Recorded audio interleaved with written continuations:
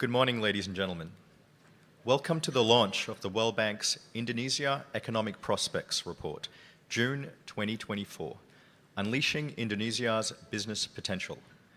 My name is Anthony Obesekera, and I am an economist with the World Bank team that brought you this report. And it is my pleasure to be your MC for today's event. I would like to welcome all of you who are here today at Sohana Hall, as well as those of you connecting virtually. We are really excited to have you with us. Now first, a note on language options.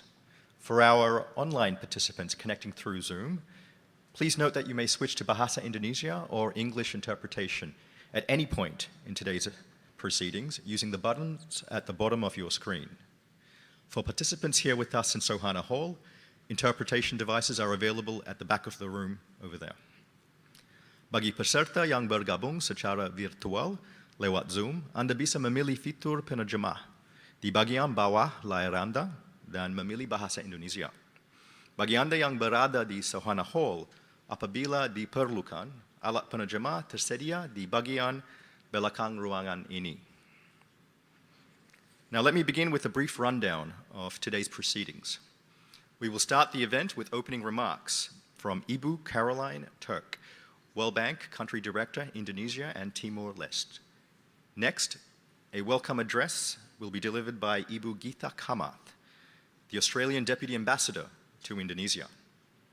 For today's keynote speech, Bapak Riyatno, Deputy Minister for Investment Climate Development at the Ministry of Investment, will deliver remarks on behalf of Bapak Minister Bahlil Lahadalia. Next, we will move to a couple presentations on the content of the IEP report. First, a presentation on Indonesia's economy, outlook and structural trends by Bapak Habib Rab, lead economist, World Bank Indonesia and Timor-Leste. Second, a presentation on unleashing Indonesia's business potential by Bapak Alexandra Laure, senior private sector specialist, World Bank. And finally, for the final set piece of today's event, we will have a panel discussion joined by an esteemed line of guests, Bapak Raden Pardede, Senior Advisor, Coordinating Ministry for Economic Affairs, Ibu Dian Siswarini, President Director, PT XL Axiata Tbk, and Bapak Fauzi Ichan, Chairman of the Board of the Indonesia Financial Group.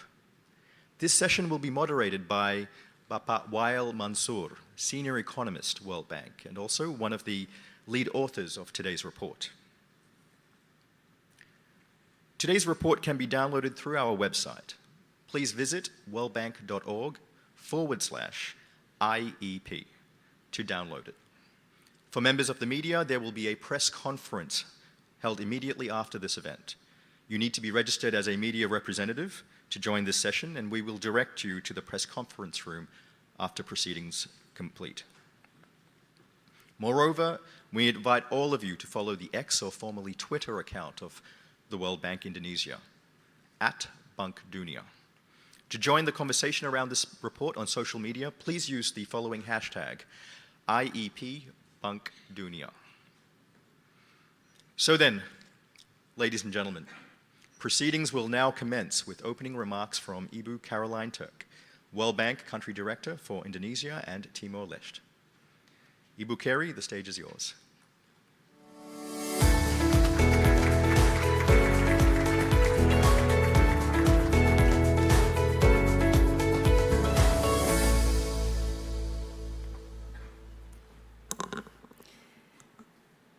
Selamat pagi dan selamat datang. It's my great pleasure to welcome you all here today for the launch of the June 2024 edition of the Indonesia Economic Prospects. Let me start by acknowledging our distinguished speakers here today. We have Dr. Riyatno from the Ministry of Investment. We have Ibu Gita Kamath, who's the Deputy Ambassador from the Australian Embassy. We have Raden Pardede, who is the Chief Economic Advisor to the Coordinating Minister for Economic Affairs. I see that Ibu Dian has just arrived, President Director of PTXL Axiata TVK. Thank you for joining us. And I think we have Fauzi Iksan, Chairman of the Board of Indonesia Financial Group as well. Let me start by thanking the Embassy of Australia for the kind financial support. The Department of Foreign Affairs and Trade has supported the World Bank in some of our economic analysis and has helped us with the resources needed to produce this report today. Thank you again to the Embassy of Australia. So turning to the report, despite a steady recovery, we do see that global economic conditions remain challenging. There's weak global trade. There's volatility in commodity prices. There are geopolitical tensions. There are climate shocks. And all of these together have disrupted global growth and have fueled inflationary processes. Amid such a volatile global environment, Indonesia's economy remains remarkably resilient, with growth surpassing middle-income country averages around the world. So growth has been robust, mostly due to strong domestic demand, which has outweighed the slowdown in external demand. But we advise caution, and risks remain high. The Indonesian economy faces headwinds from a normalizing commodity boom and from volatility in food and energy prices. And these together are expected to impact domestic demand, and they could create fiscal pressures going forwards. There are still scarring effects from the pandemic, and these have accelerated the decline that we observe in overall productivity. So with these macroeconomic developments and elevated risks, I just want to leave you at the opening now with maybe 3 key messages that might support the long-term vision for growth in Indonesia. So the first message would be to maintain the strong macroeconomic policy framework, which has been a cornerstone of Indonesia's economic success over recent years. Adherence to fiscal rules, a monetary policy that focuses on maintaining stability, have kept twin deficits in play, small public debt to GDP ratio, and foreign currency reserves which are adequate for Indonesia's needs. These policies have helped the country successfully navigate external shocks. They've helped to attract investment, and they've helped growth to remain resilient in the face of shocks. So that's the first one, maintaining the strong macroeconomic policy framework. The second one would be forward-looking to tackling structural challenges to growth, and we see this as being critical. Challenges such as reduced diversification in the manufacturing sector, which increases vulnerabilities to sectoral downturns, a slowdown in convergence of sub-regional income levels and investment levels, the persistence of some scarring from in the labour market, which we believe may in the future exacerbate inequality, and low labour mobility from poorer areas to areas in Indonesia that create far more jobs. Now, tackling all of these challenges could help you to sustain the development gains of the past 2 decades and could ensure faster and more inclusive growth in the future. So that's the second one. Keep on with the structural reforms. Then thirdly, the next phase of growth will require an extra boost in the reform program to support private sector dynamism. We acknowledge that noticeable reforms have been made, but there are still challenges in this space. We observe that Indonesian firms are exhibiting lower labour productivity when you compare them with firms in other large emerging economies. We also observe that large firms are exhibiting declining productivity, and this may be perpetuating inefficiencies in resource allocation within the Indonesian economy. And third, uncertainties remain fairly high in the business regulatory environment, which results in inefficiencies and higher compliance costs for businesses, and particularly for smaller businesses. Addressing these challenges, we believe, is crucial for Indonesia to unlock the potential of all of its enterprise sector, small and large businesses. Now, my colleagues Habib Raab and Alexandra Law will elaborate on our assessment and recommendations for Indonesia so that Indonesia can unleash its business potential and help to achieve the ambitious target that we're all familiar with of achieving high income status by 2045. I'm really pleased that we have such a distinguished and high-powered set of keynote speakers and panelists. I'm really grateful for your time. That's to all of the speakers and participants here. We look forward to hearing your insights this morning and to listening to your recommendations for Indonesia. And to all of you, we hope you enjoy the event. Terima kasih banyak. Thank you.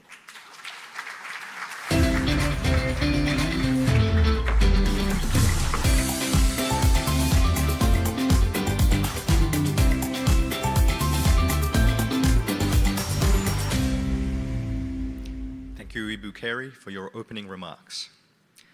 Esteemed guests, we will now continue with a welcome address from Ibu Gita Kamath, the Australian Deputy Ambassador to Indonesia. Good morning, Ibu Gita. Over to you.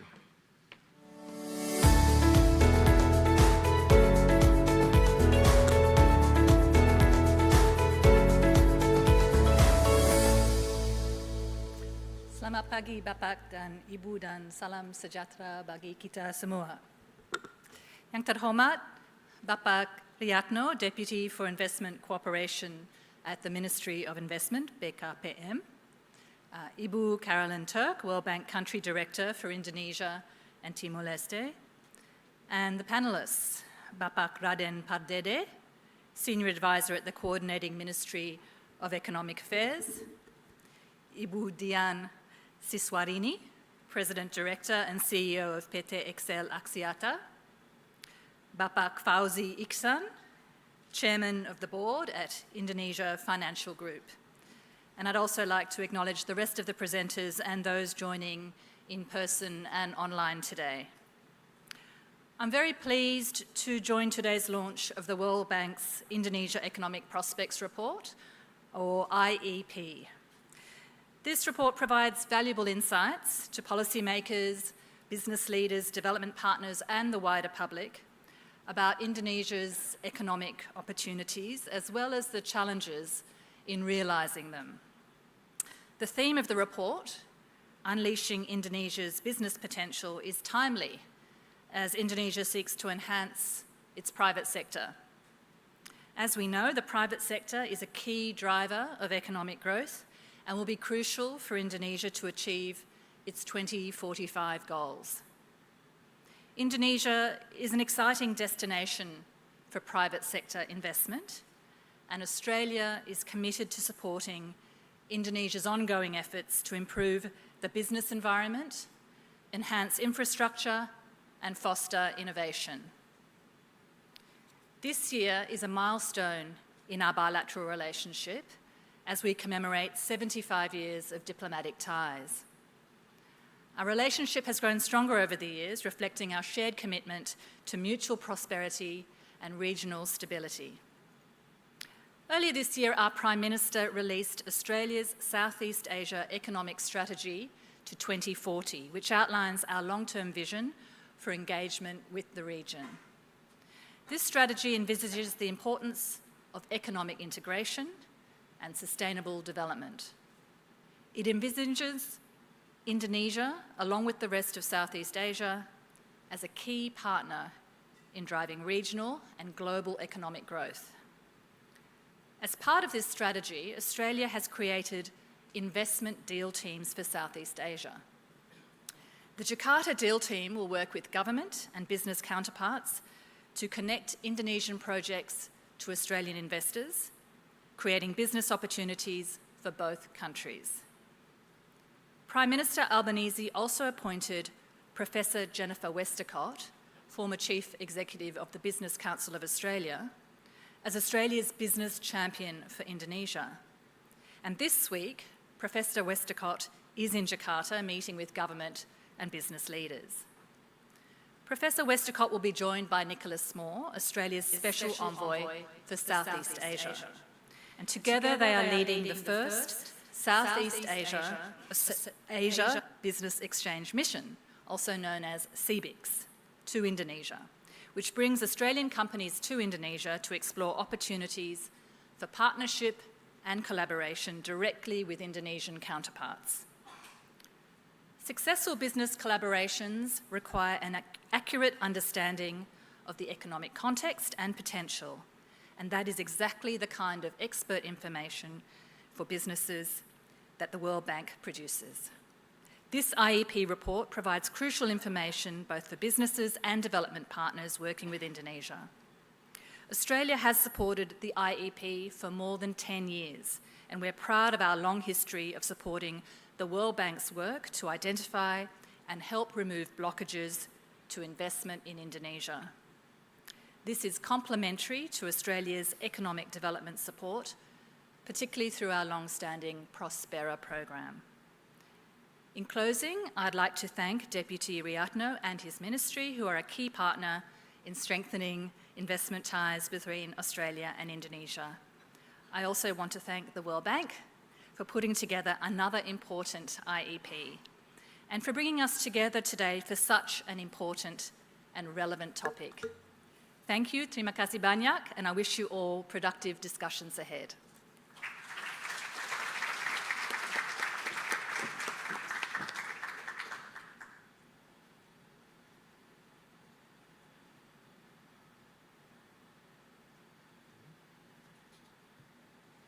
Thank you, Ibu Gita, for joining us and for your welcome address.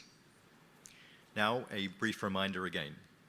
For our online participants connecting through Zoom, please note that you may switch to Bahasa Indonesia or English interpretation using the buttons at the bottom of your screen. You can switch language during any part of the event.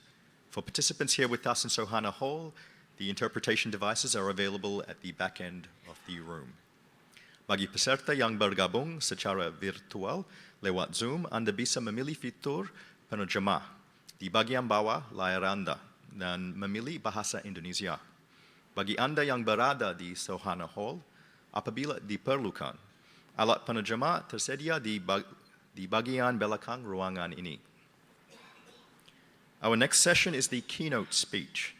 Bapak Riatno, Deputy Minister for Investment Climate Development at the Ministry of Investment, will deliver remarks on behalf of Bapak Balil Lahadalia, the Minister for Investment. Good morning, Bapak Riatno. Thank you so much for joining us today. Please make your way up to the stage. Thank you.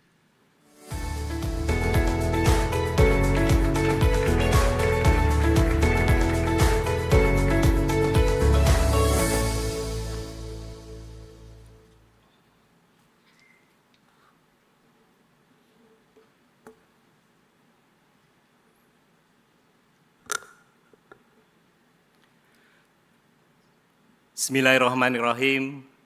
Selamat pagi, salam sejahtera bagi kita semua.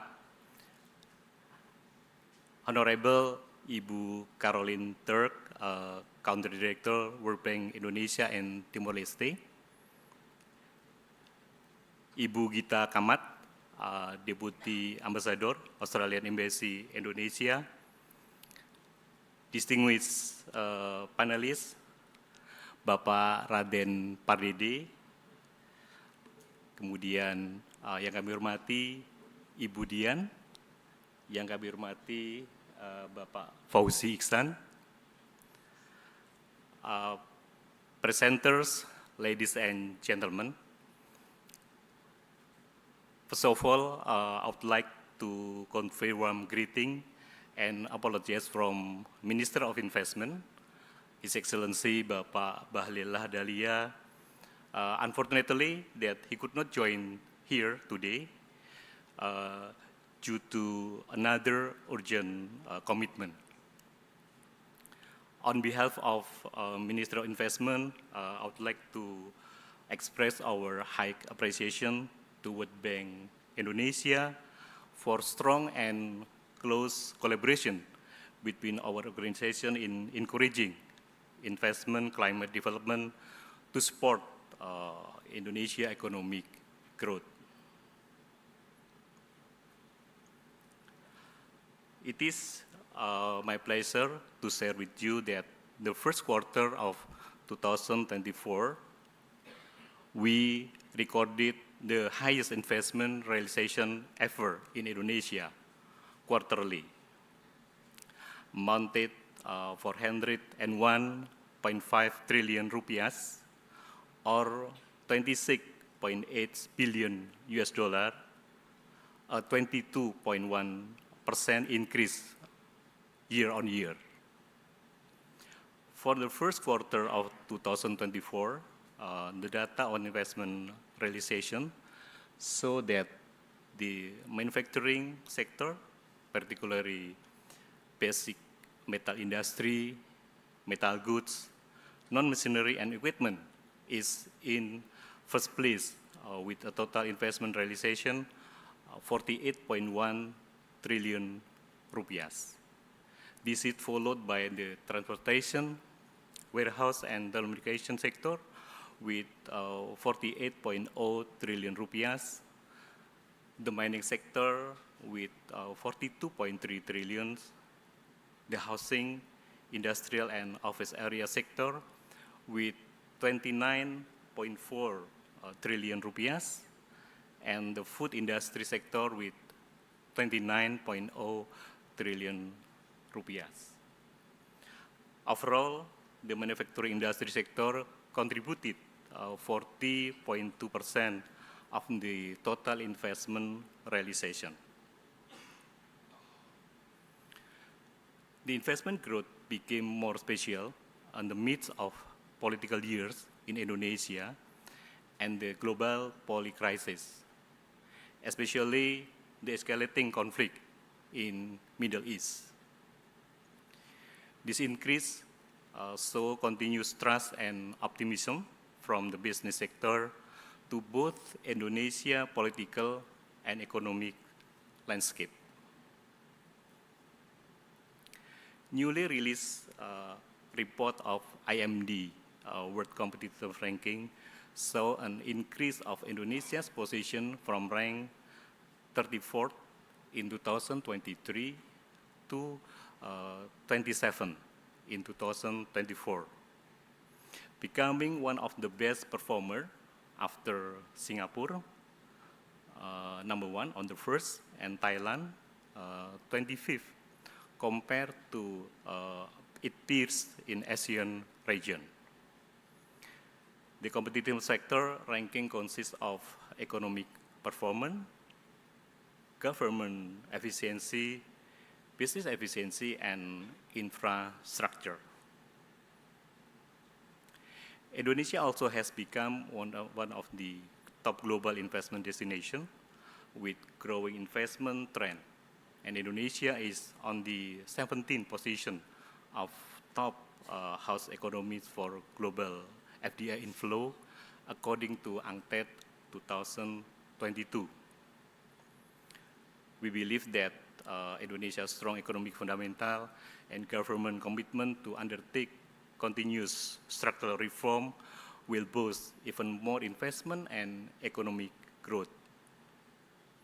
This is also supported by main factors such as the first is Indonesia is Southeast Asia's largest economy with a stable economy. Economic growth in 2023 was recorded at 5.05%, and it is projected to accelerate further to 5.2% this year. The inflation rate at 3.05% in March 2024 remain under control within the target. The second, affirmation of investment grade by 3 major rating agencies, Fitch, Moody's and S&P highlight Indonesia macro stability, promising growth prospect and confidence on policy continuity. Feedback to World Bank report on Indonesia economic prospect. We appreciate World Bank for preparing the IEP report and for sharing it with the Ministry of Investment in advance for input and comment. We acknowledge that the expectation toward Indonesian government is high, so that we keep on doing reform. Some effort has been taken by the government, such as the enactment of job creation law and its implementation regulation, including government regulation number 5, 2021, concerning implementation risk-based business licensing, which is currently in the process of revision and targeted to be issued in the upcoming July 2024. The newly more advanced OSS will follow the second semester 2024. OSS RBA is breakthrough to speed up business licensing procedure by using risk-based approach and utilizing IT to integrate line ministry system and for supervision. However, OSS serve only as a tool to process business license. And what is even more important is to ensure the law and regulation really accommodate in the need of business comprehensively and fully being implemented. This task is not only for the Ministry of Investment, but also all related ministry and regional government.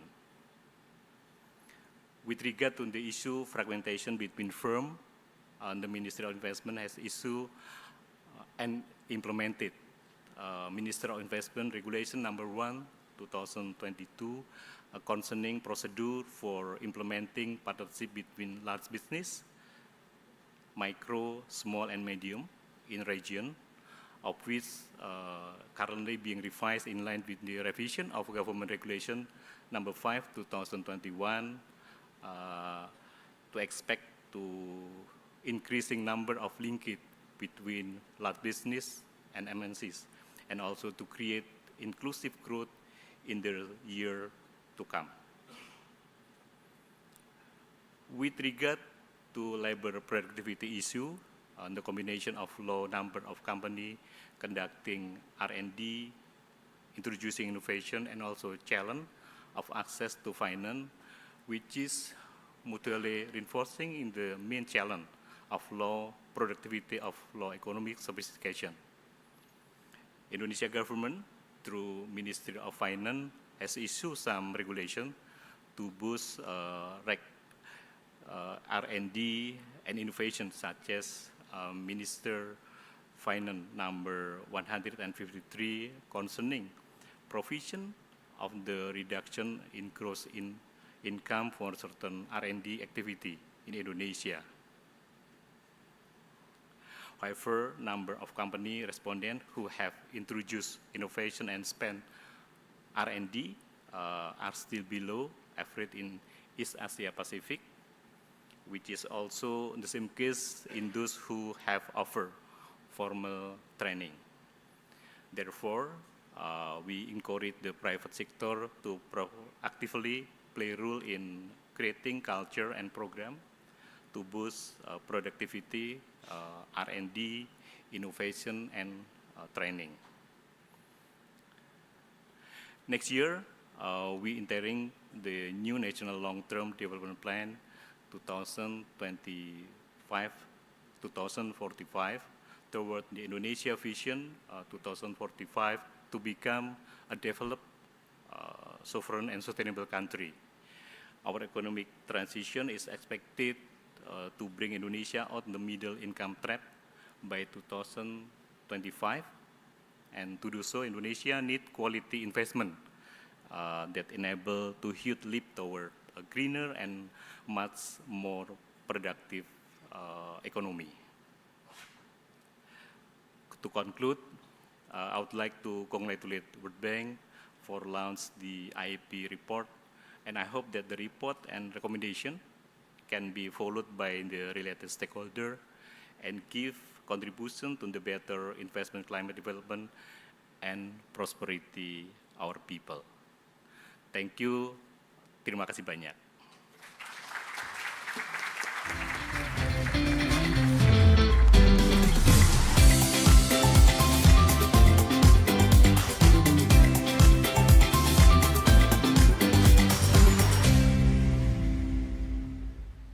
Thank you very much, Bapak Riyatno, for your remarks and insights.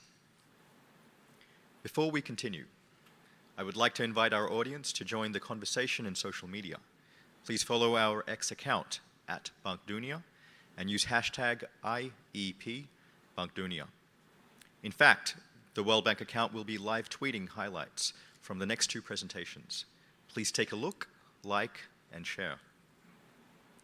Ladies and gentlemen, next on our agenda, we have a presentation on Indonesia's economy, outlook, and structural trends by Bapak Habib Rab, lead economist, World Bank Indonesia and Timor-Leste. I'd like to invite Bapak up to the stage to begin his presentation. Thank you.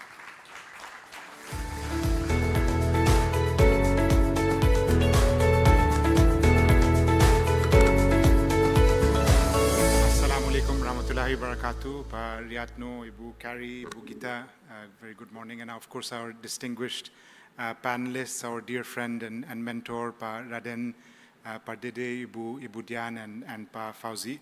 It's a really great pleasure to be here to present to you the latest edition of the Indonesia Economic Prospects on behalf of a team that was led by our senior country economist, Pak Wael Mansur, and co-led by senior country economist Ibu Sheila Lakatosh and senior private sector specialist Pa Alexandre Laure.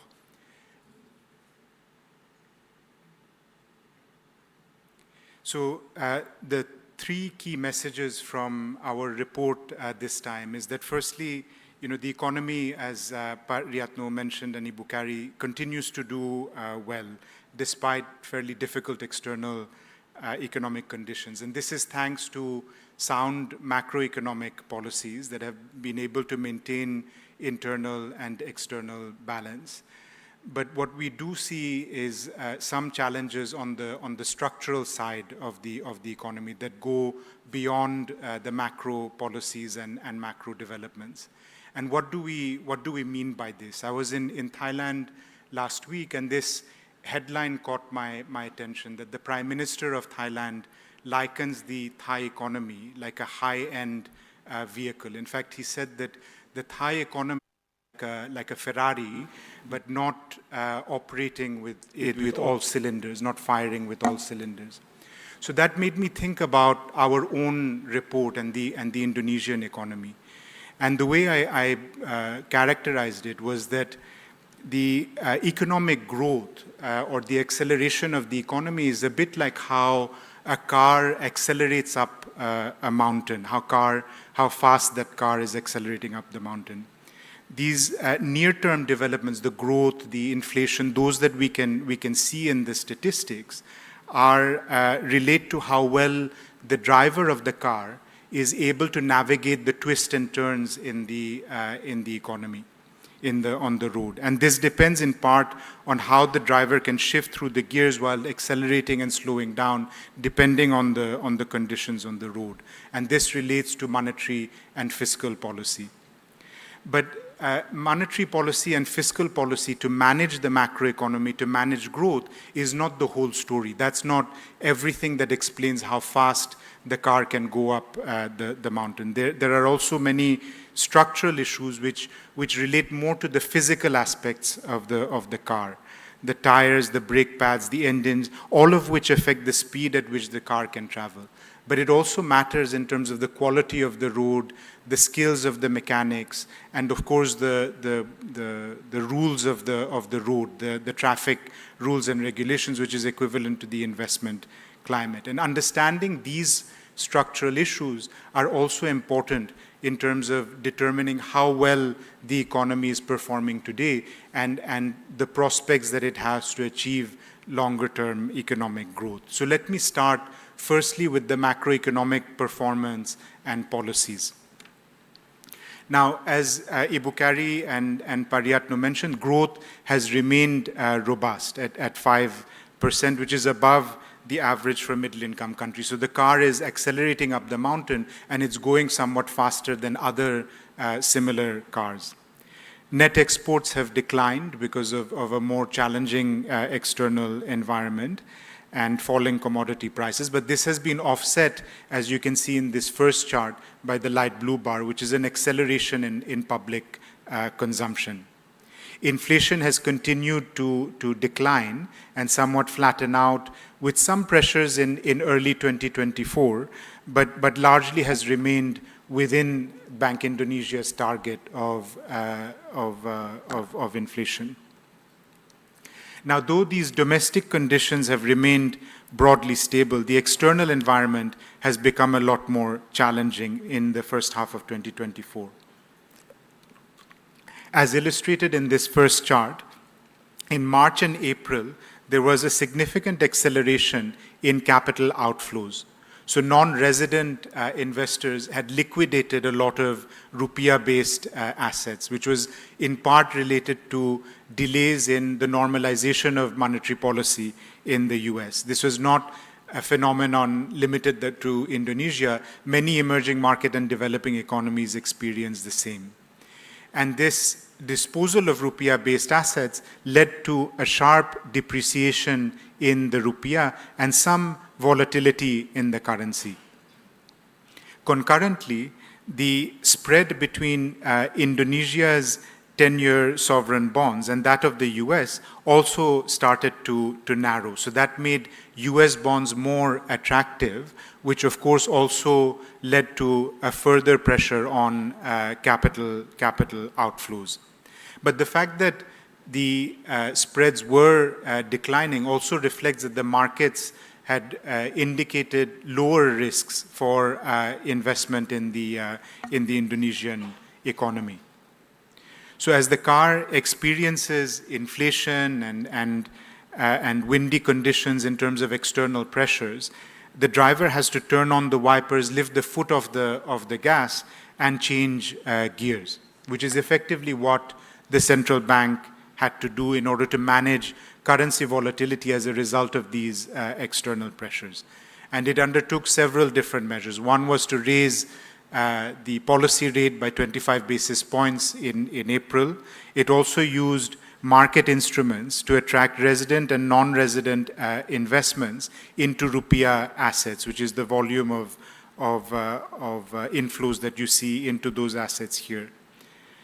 It also adjusted macroprudential regulations in order to enable liquidity and lending to high priority sectors in the economy. So it had to strike this difficult balance between ensuring tighter policies, but also enabling liquidity in the economy so that it could continue growing. In parallel, fiscal policy started to expand. It had to step in to provide social assistance in response to some of the rising price pressures from food and energy, which also came as a result of the depreciation of the rupiah. So given all of this, what do we see going forward? We expect growth to remain resilient at around 5% average over the medium term, amid low inflation within the central bank's inflation target. The budget deficit is projected to increase as the government rolls out its new social protection programs, but it's also associated with some slowdown in revenue collection because of normalization of commodity prices. Some of that may be offset through revenue reform measures, including implementation or continued implementation of the tax harmonization law. The current account is also expected to expand into a slightly larger deficit, again associated with a slowdown in global trade, but also a normalization of commodity prices. Now, within this context, sustaining Indonesia's prudent, transparent, and credible macroeconomic policy framework and mix, which has been really the cornerstone of the country's economic performance, will be important going forward. Because the extent to which the authorities can press on the gas in order to accelerate economic growth through expansionary fiscal and monetary policies will depend in large part on structural factors, including deepening its financial markets and raising more revenue. Now, this is equivalent to expanding the size of the fuel tank and the engine capacity of our car.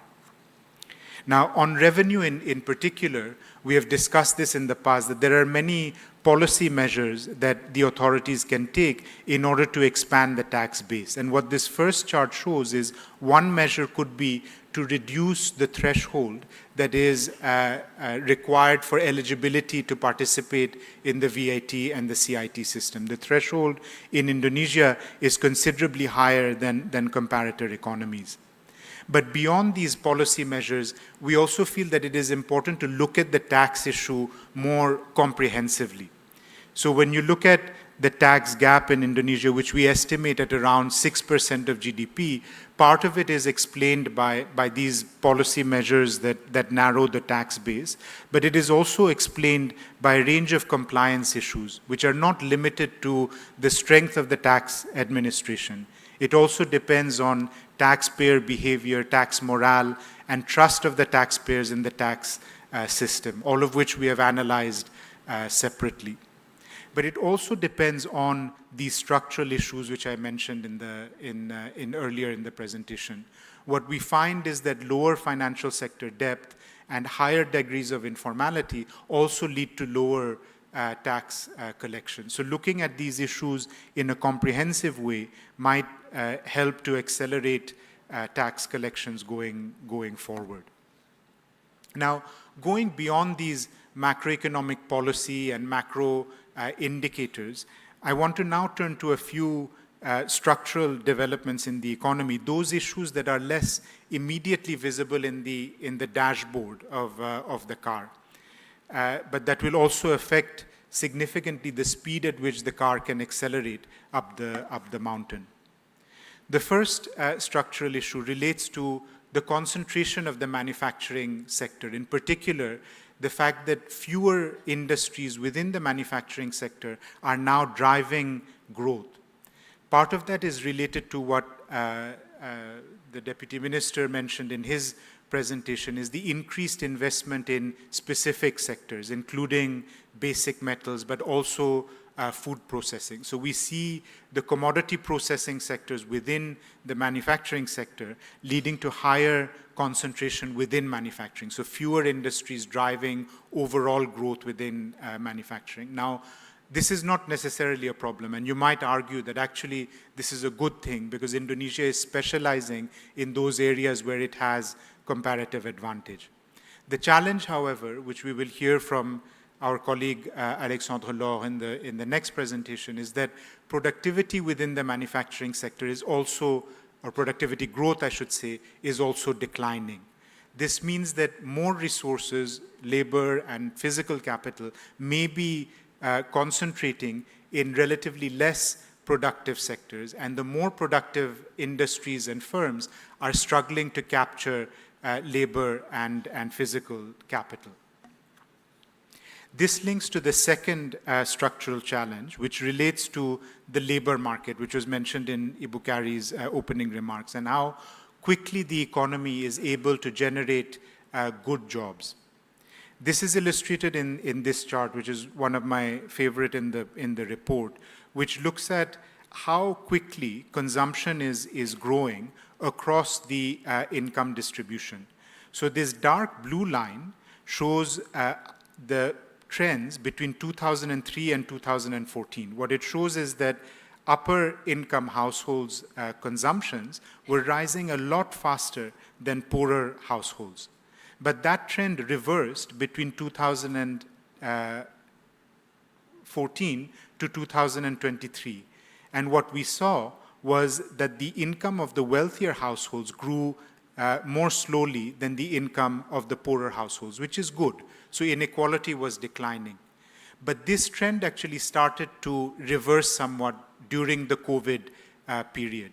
And this is related to what we discussed earlier, which is that because of scarring related to COVID, the share of good jobs has actually started to decline, the share of what we call middle class jobs. And this has led to what we call a K-shaped recovery. So this is the second structural development that we call on to look at more closely.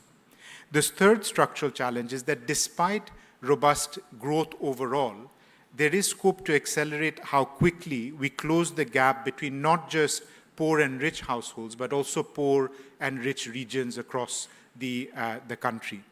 And the gap has indeed been closing. So this blue line that you see in this chart is the convergence across regions. It's the extent to which the income gap across regions is actually declining, and how fast the per capita income from the poorest regions is catching up with Java, Bali. So it is, the gaps are declining, but the rate at which it is declining is actually slowing down, which goes back to the issue of generation of quality and good jobs across the country. This is not to say that every region or across all of Indonesia you can have, good jobs, or that policies should necessarily direct towards having good jobs or the same level of jobs across the country. Some parts of the country will grow faster, some parts of the country will generate better jobs and better incomes, but for more people to benefit will require greater labor mobility. And labor mobility across Indonesia is actually low relative to other countries. So enabling mobility will be important to match workers with jobs and locations that offer higher earnings and improved standards of living. So in conclusion, Indonesia continues to grow at a steady pace within a stable macroeconomic environment. But to accelerate that growth further will require structural reforms that enable the most productive firms and industries to access resources they need to grow. And this is equivalent to accelerating the speed of our car by replacing parts, ensuring good roads, providing skilled mechanics, and enhancing the capacity and fuel efficiency of the engine. And the engine of the car is the private sector, which we will hear more about in the next presentation by our colleague Alexandre Laure, who will help us to look what is happening below the hood. So thank you very much, Terima kasih banyak, and I hope you enjoyed the presentation.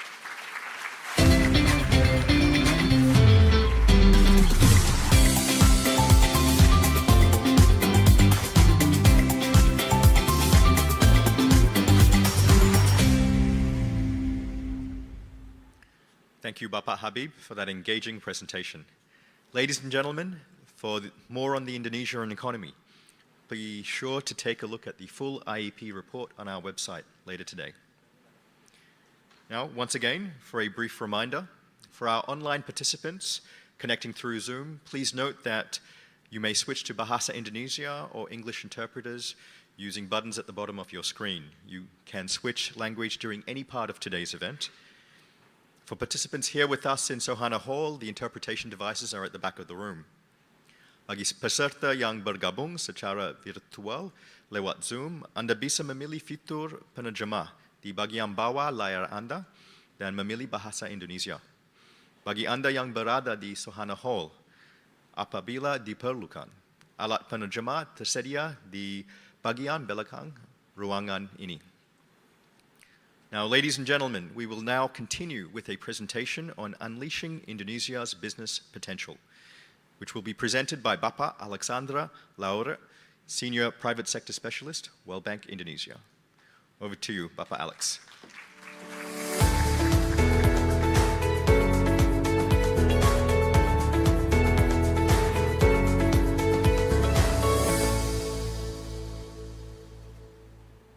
The pointer, it doesn't work here, right?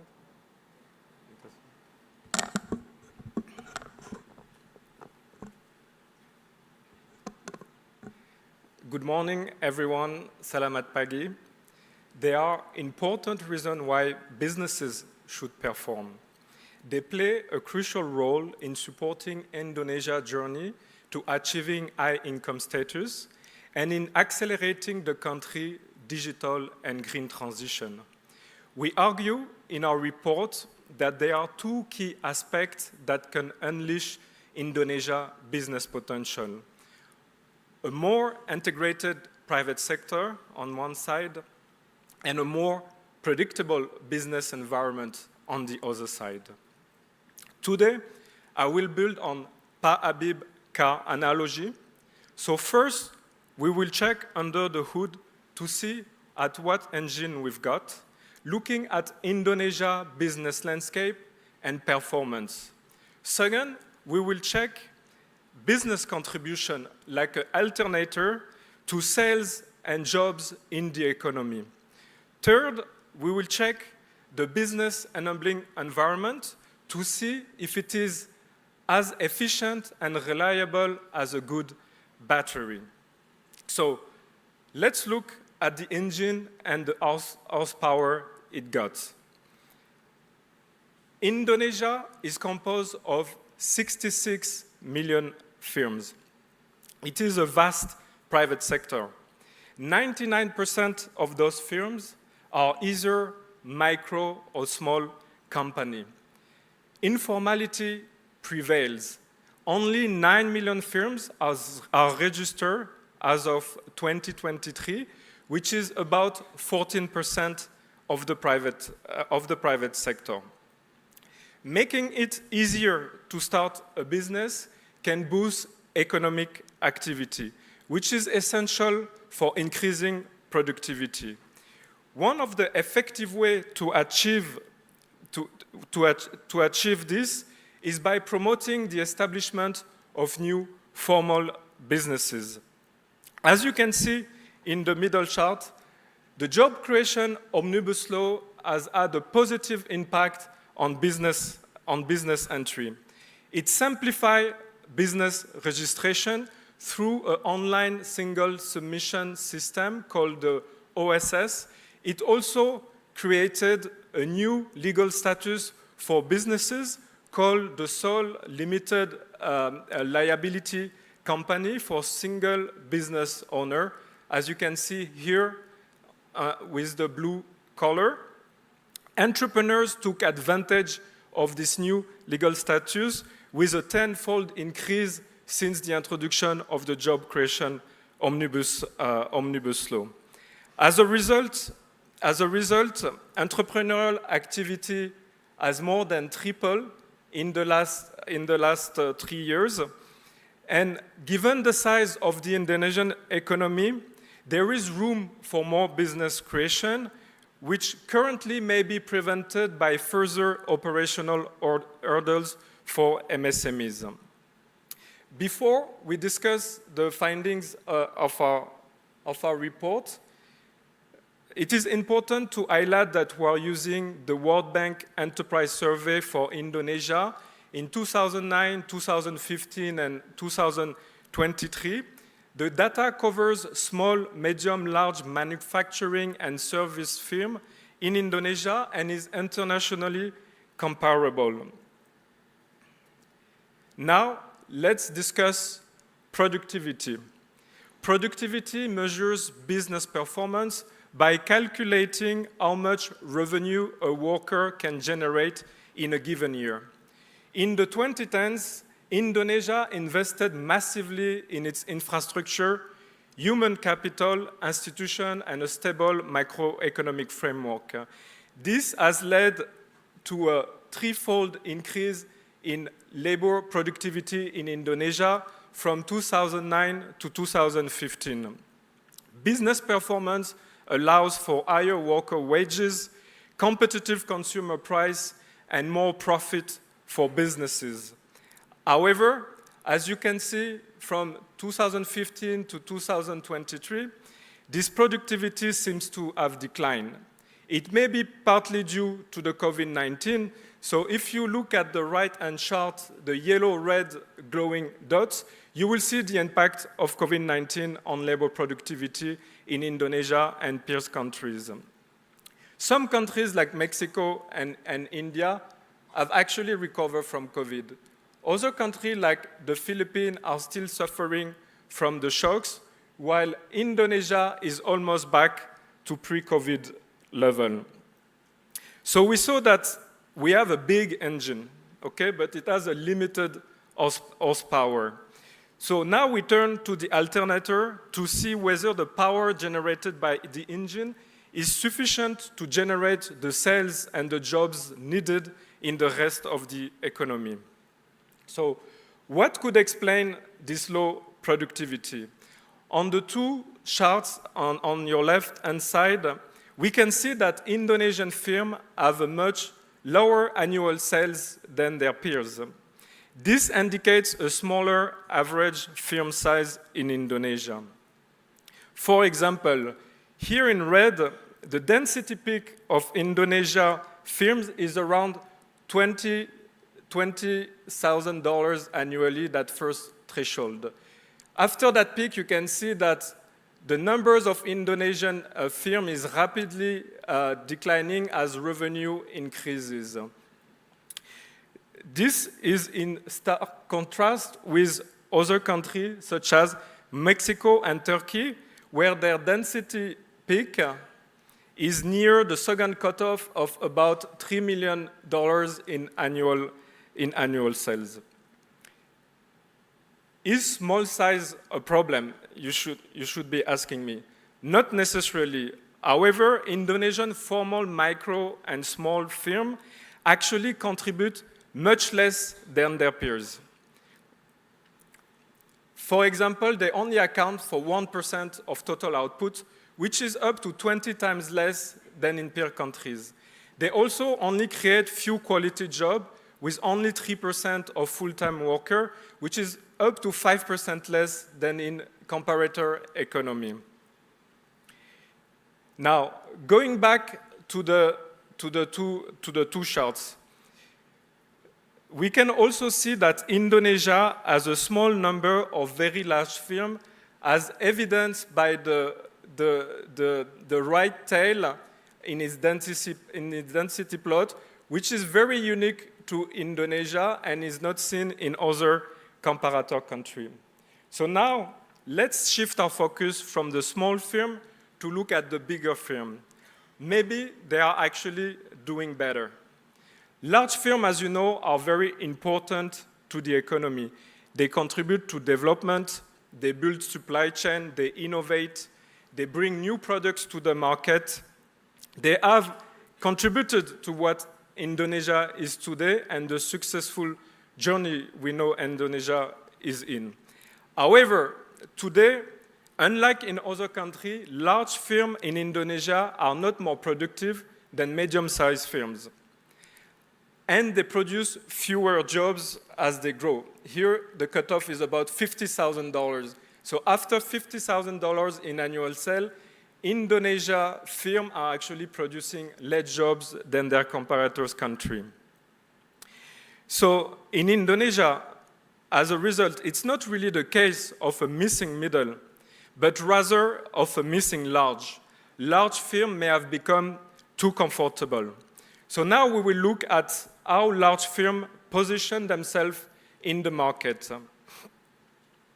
Here on the slides, the two charts shows sales distribution analysis among businesses in a given economy.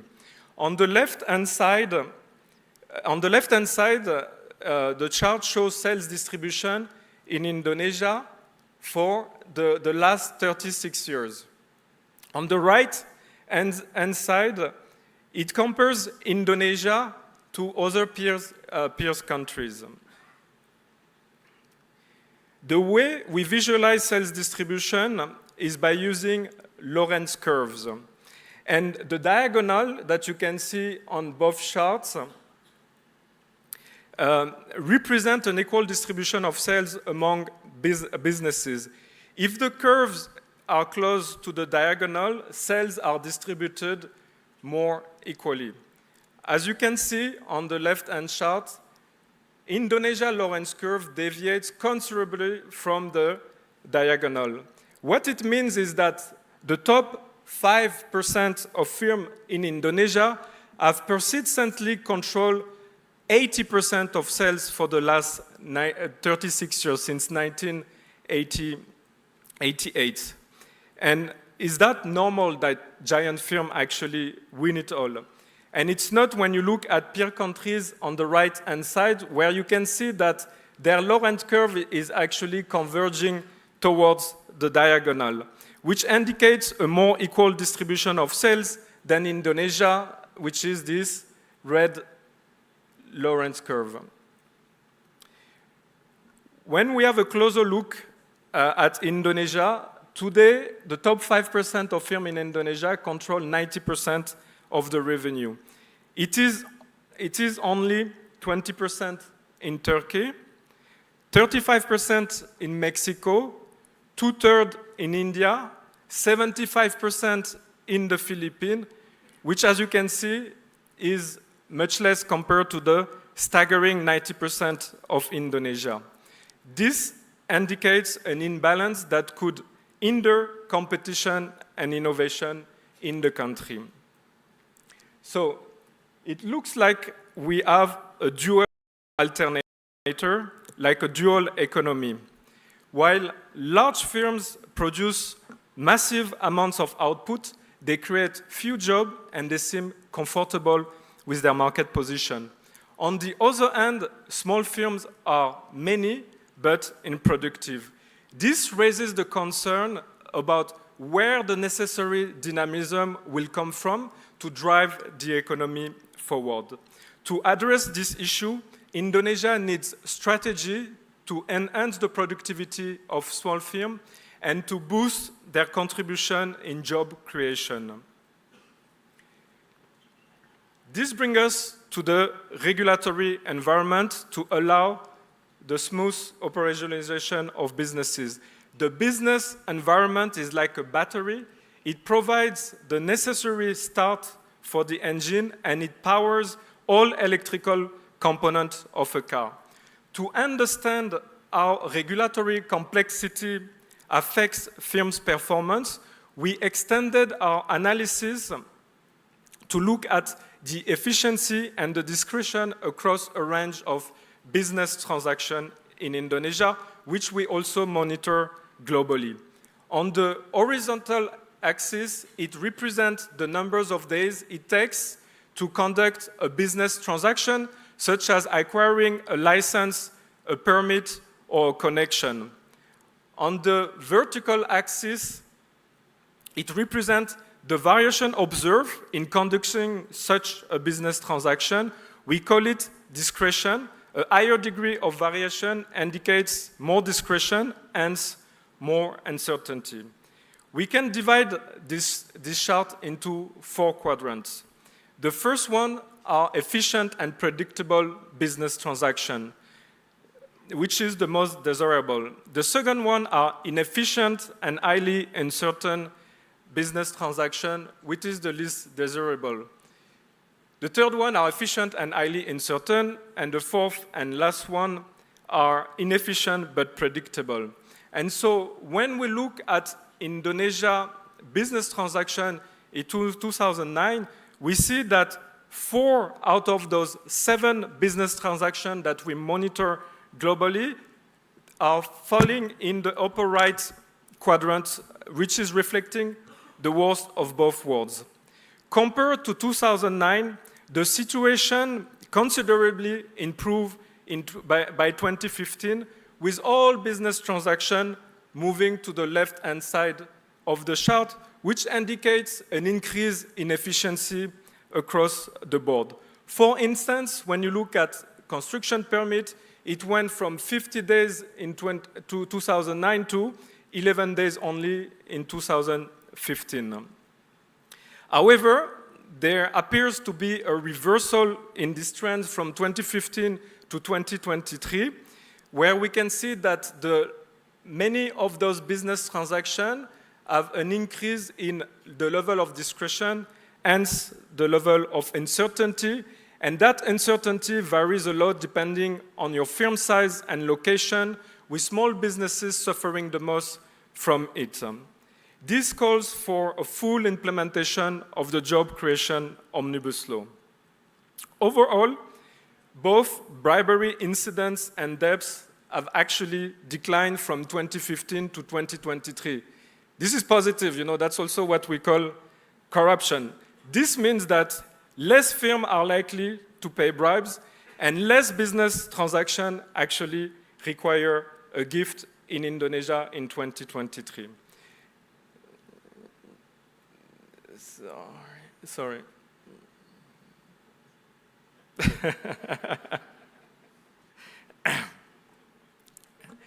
So despite important government effort through the job creation omnibus law, businesses are still reporting more time spent to comply with government regulation. Regulatory uncertainty often forces businesses to resort to innovative ways to comply with those regulations. These informal payments are resources that could otherwise be used for a small business to fuel its operation or increase its productivity. Our analysis actually shows that out of all the business enabling constraints in Indonesia, corruption and the time spent complying with government regulation are two of the three top constraints to productivity in Indonesia. Navigating this complex business environment in Indonesia, it's an art more than it is a science. And there are significant differences depending on your location.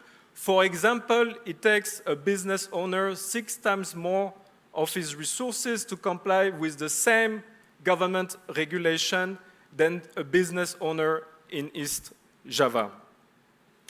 As such, we call for 2 policy directions, and we recommend 2 main actions moving forward. The first one is fostering the integration of small and large firms across supply chain, and the second is to reduce regulatory uncertainty. Based on our takeaways, we propose to fully implement recent reform, such as the job creation omnibus law, and to start working on new one that will focus on more qualitative improvements.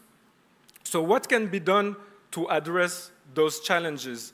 First, it is important to bring together businesses as one sector, where large firms can create positive spillover for small ones, and small firms can offer the flexibility that giants do not have. This can be done through structured suppliers development program that will increase small firms' access to finance and capabilities. It also means that we need to build trust in contractual relationship between small and large firms. Second, it is crucial to make the business regulatory environment more predictable by further simplifying and streamlining the business licensing regime. Do we even need all of those licenses in Indonesia? We need an online single submission system, OSS, that works for all businesses across the country.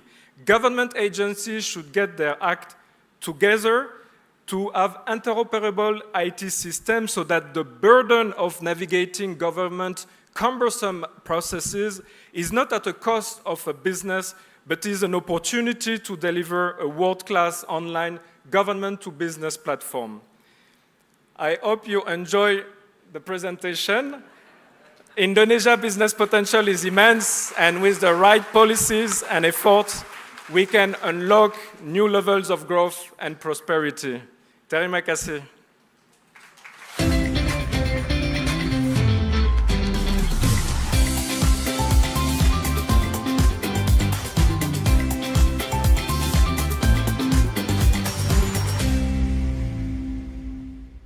Thank you very much for your presentation, Bapak Alex. So one of the key takeaways from that presentation for me was that you talked about at the end there, productivity, particularly that these constraints on the productivity of businesses in Indonesia. That's quite important for us. There's this famous quote from Paul Krugman, the 2008 winner of the Nobel Prize in Economics, where he says, "Productivity isn't everything, but in the long run, it is almost everything." A country's ability to improve its standard of living over time depends almost entirely on its ability to raise its output per worker, or in other words, to raise its productivity. So these constraints that you spoke about really matter for the future prospects and standards of living for all Indonesians. Ladies and gentlemen, I believe Bapak Riyatno will be leaving us now to get back to his ministerial schedule. Let's just give it one more round of applause for Bapak Riyatno's presence here today.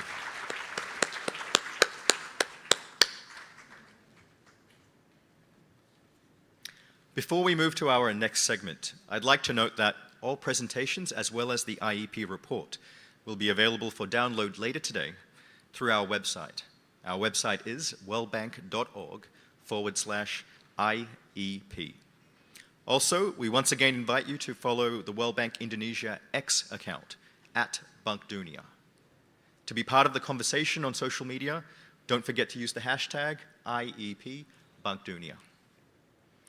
So then, ladies and gentlemen, let's now head on to the panel discussion on unleashing Indonesia's business potential, which will be moderated by Bapak Wael Mansur, Senior Country Economist, World Bank Indonesia. Bapak Wael, please do make your way up to the stage, and could our esteemed panel of guests also please join him? Bapak Raden Pardede, Ibu Dian Siswarini, and Bapak Fauzi Iksan. Thank you very much.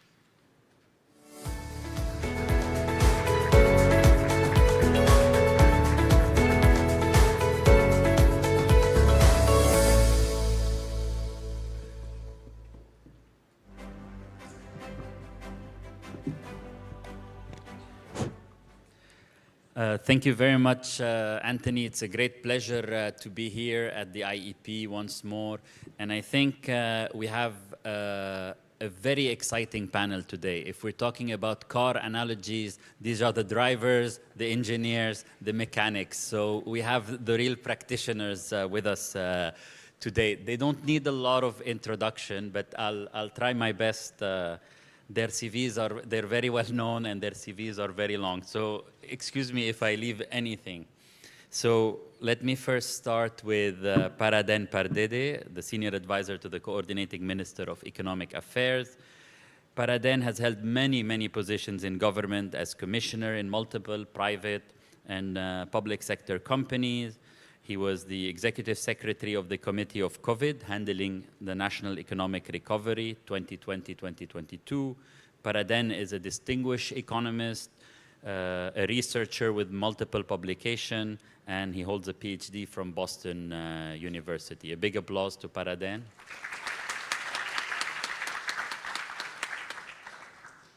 Ibu Dian Siswarini is the President, Director, and CEO of PTX Asia, TBK. Ibu Dian actually has 28 years of pioneering experience in the telecom industry, and she is one of the few female executives in that sector. So in this regard, she has shattered many glass ceilings. Ibu Dian founded SisterNet, a transformative platform empowering 500,000 women with skills and support. She was also the co-chair of the W20 Indonesia presidency, a key G20 engagement group. A big applause to Ibu Dian. We also have Pa Fauzi Iksan, who's the chairman of Indonesia Financial Group, which is Indonesia's biggest non-bank financial conglomerate. Pa Fauzi is a well-known economist, financial practitioner with a broad range of experiences. Among his many positions, including independent director at Unilever Indonesia, board of commissioners at Manulife Asset Management Indonesia, CEO of Indonesia Deposit Insurance Cooperation, and many more. Pa Fauzi was also appointed in Indonesia's Banking Resolution Authority. He obtained his BS from the London School of Economics and a Master's in Development Study from IMT. So a big round of applause to Ibu Fauzi as well. So let me start this panel by briefly summarizing what I heard from the presentation before me. So really, Alex was talking about the landscape of businesses in Indonesia that had a large number of small firms, But in terms of market share, it was mostly dominated by a big few firms. However, there was productivity and employment creation of these big firms was declining. And when you compare to big emerging markets like Mexico and the others, Indonesia compares relatively unfavorable. While small firms find it hard to navigate regulations, get finance, adopt technology, and actually link to the value chain of these big firms. And as my colleague mentioned, this would be important if Indonesia wants to achieve its high ambitions of becoming a high-income economy by 2045. So let me start with Pa Raden. You're a policymaker, you've worked with a lot of policy makers. Where do you see really the constraints for boosting this firm productivity angle? Is it lack of competition? Is it finance? Is it the regulatory environment? What really explains the reality for you? And how do you, what needs to be done? Thank you, ladies and gentlemen. And of course, I'd like to thank the World Bank for inviting me to be the panelist in the EEP today. In regard to, first of all, in regard to evaluations on the productivity, as Alex already presented, I very much agree with your assessment, and thank you for your study on Indonesians' problem in terms of labor productivity. Your question on what is the constraints to the Indonesian productivity is basically, I think it's both the combination of lack of the competition and lack of finance contribute to the low productivity in Indonesia. A lot of things that to be done in order to improve the productivity in Indonesia. And from time to time, and of course the government try their best, but I could say there is a problem that we face right now, especially after the COVID-19. The K-shaped recovery certainly affected Indonesia, as well as the significant development in the technology. And I think it's biased toward a large firm, and of course, at the same time, the small firm, I think, have been in a disadvantage after this COVID-19. And there is no much incentive to improve productivity if you get the monopoly rents, especially for domestic market. I mean, that's one of the main reasons why probably we have a low productivity. Moreover, we see some deteriorations in the manufacturing export, which is, as you know, the manufacturing export is a very competitive market. While we see significant growth in the natural resources and mining and extractive industry, which typically is a non-competitive market. And that's the reality that we face right now. I still believe that we cannot rely on the mining and extractive sector. We have to go to the manufacturing sector, because if you continue to rely on the mining and extractive sector, it's basically, as we understand, there are more monopoly in that area, then it is difficult for us to improve the productivity, because you don't need to do a lot, yeah? You are not, yeah, and you just get the license. That's why I think the manufacturing still our, I think, I believe it's very important for Indonesia in order for our company to continue to improve.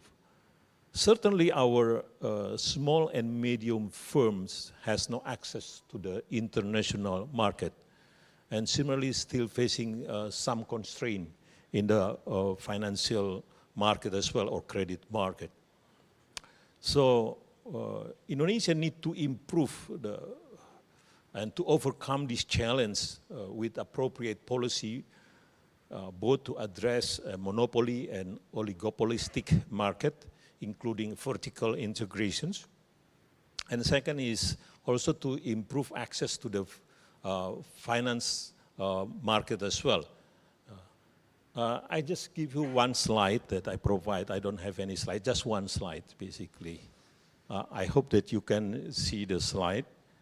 Can you make the slide? No. This is a very simple slide. I think that all of us probably can see. I don't need to explain these ones because it's so easy to understand. Of course, probably now we are in the number one situations, right? So not all of us basically can see the play. Means you cannot watch this is the baseball. Since I'm in Boston a long time ago, so I watched these ones just like a baseball. The last guy there, I mean, they can see all of the events in the field, right? But a small and medium, we cannot see.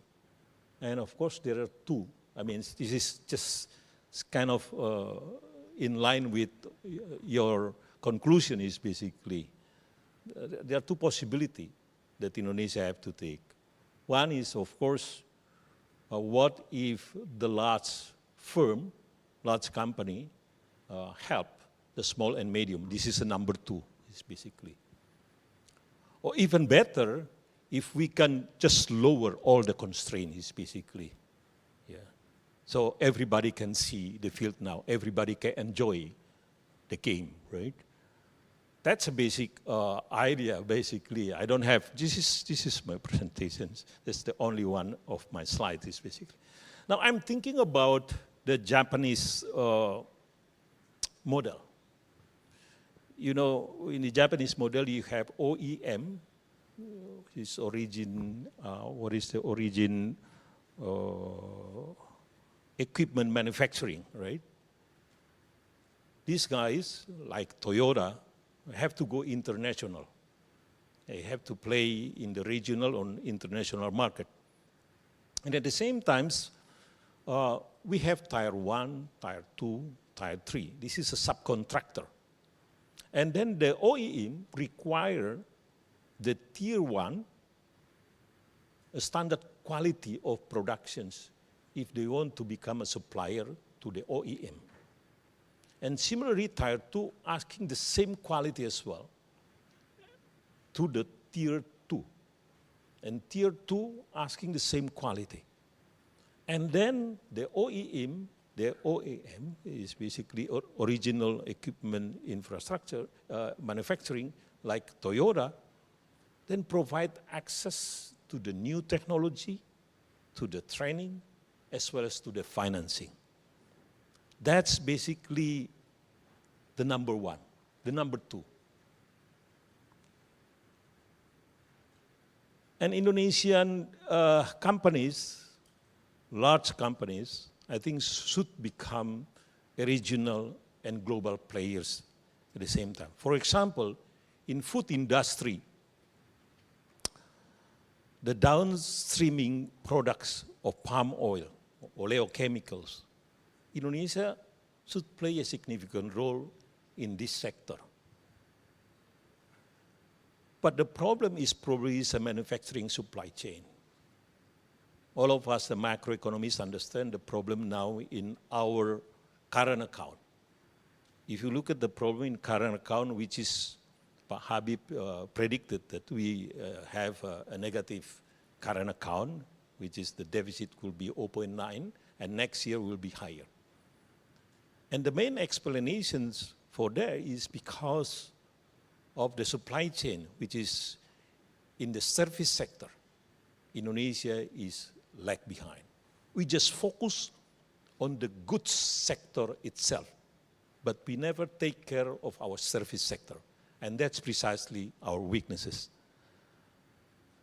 So Indonesia firms should join the global firm, in my thinking, is to enhance the capacity and the competitiveness. And if they can join the global firm, then they can bring their domestic supply chain firm to the regional and global market as well.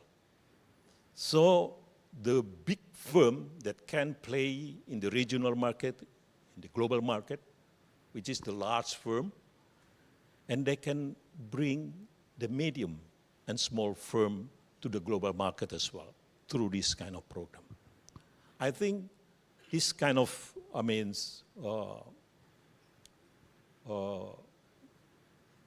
progress that Indonesia needs to do in the future. And we cannot just continue to be a giant domestic players, but we have to play in the regional market. Even in ASEAN, Indonesia certainly lagged behind compared to many firms in the regions. Even Thailand firms is much larger than and they already become regional players. But I haven't seen any single Indonesian firm that can play in the regional market as well. Thank you. Thank you very much. Let me build on this point and go to Pa Fauzi. So we've talked about the problems of competitiveness, basically, and on competition. Yes. The government has been introducing significant reforms, whether it's the job creation omnibus law, the financial sector omnibus law, trying to liberalize investments, streamline business licensing, try to push Indonesian firms to become more competitive or compete against foreign players. You're a business leader, you're a financier, you see Indonesian firms. So is there a benefit? Are these reforms working? Is it a problem of finance? We see that the financial sector compared to other ASEAN players is not yet that deep. In your views, where are the key constraints or challenges, if you want, and what do you see the next stage of reforms? Okay, thank you.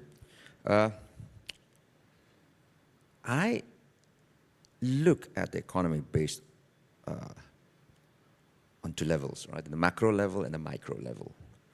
At the macro level, things look optimistic, and we have reasons to be optimistic. I'm sure you know.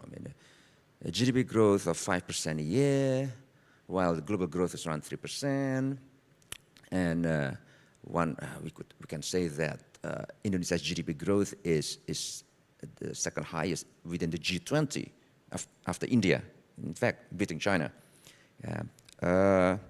And if we look at the things at the macro level, we can expect global interest rates to come down in next year. Of course, led by Fed funds target rate. Even though there is this delay that the U.S. Central Bank is in cutting interest rate, but most analysts expect Fed funds rate to be cut by at least 25 bips before the end of the year and more next year, and that will be followed by global interest rates. And then if you look at the fiscal situation, Indonesia is one of the darlings, right? If you look at fiscal deficit, less than 3% of GDP. Last year it was 1.7%. The ability of the government to cut fiscal deficit from the peak during the COVID crisis, that's like impressive, right? And public debt at 40% of GDP. Yes, it's gone up during the COVID crisis, but it's still below the 60% threshold. So the macro picture looks good. Now, what you pointed out, right, is the micro level, because in the end, the micro pictures is more relevant to many of us, right? Not only at the corporate level, but also the public in general. Now, the problem is, if we have this aspiration to raise GDP growth to 6-7% a year from 5% currently, there are constraints. Yeah? And even if you can raise fiscal deficit from 1.7% last year to close to 3%, yeah? Based on my experience in the public sector, there's this structural rigidity in government spending and procurement process. Yeah? It's very difficult. I mean, I remember when I was managing a deposit insurance corporation, we were so concerned that breaching SOPs, being called upon by the public auditors, BPK, and then, of course, the Attorney General's Office, KPK. The fear of kerugian negara, state loss, is so big that it encourages people to be risk-averse, right? And if you're in the public sector, if you are risk-averse, if you don't do much, you're not really going to be penalized. But if you want to do something out of the ordinary, if you want to be aggressive, you know, even with the right intention, but you breach regulations and that leads to state losses, then you'll be legally implicated, all right? So raising fiscal deficit per se may not necessarily help. Yeah, it could raise GDP growth a bit, but yeah. So back to Alex's point, productivity must be raised. Right? That's productivity of capital and productivity of labor. Yes, the government has done reforms. Yes, that is quite impressively. Yeah, but the challenges are enormous. Yeah, for example, the way I see it, the country still needs more deregulation. Yeah, we need to reduce regulations, especially conflicting ones. You know, there are far too many regulations. Often, the regulations issued by the central government, they are in conflict with those issued by the local governments. Yeah, and the investors are caught in between. Yeah. In the public sector, as Alex mentioned, we need more, quicker turnaround time, SLAs in terms of permit issuance and things like that. You need corporate restructuring, yeah? Whether in the public sector, whether in the state-owned enterprise sector, or even the private corporate sector. Yeah? You need more mergers and acquisitions, M&As, you need the streamlining, and omnibus law helps. As far as state-owned enterprises are concerned, probably it would help if there's divestment to strategic investors.